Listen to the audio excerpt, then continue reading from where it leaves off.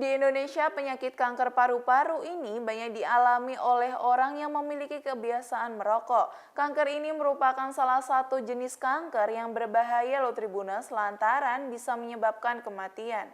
Dikutip dari Tribun Health, dokter spesialis paru konsultan Dr. Ginanjar Arum Desianti menjelaskan gejala penyakit kanker paru. Secara spesifik, gejala dari kanker paru ini tidak ada. Namun umumnya ada beberapa gejala yang bisa diketahui, yaitu sesak nafas, batuk, dan keluar dahak yang berdarah.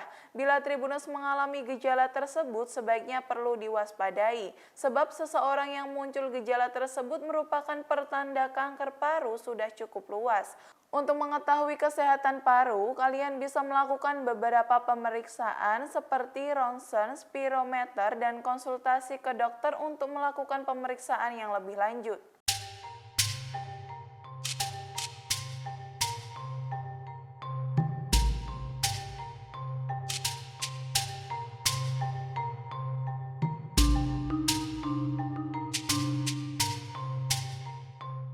Nah, itu tadi informasi kesehatan yang saya sampaikan dan sampai jumpa di kanal Tribun Health selanjutnya. Terima kasih sudah nonton. Jangan lupa like, subscribe, dan share ya.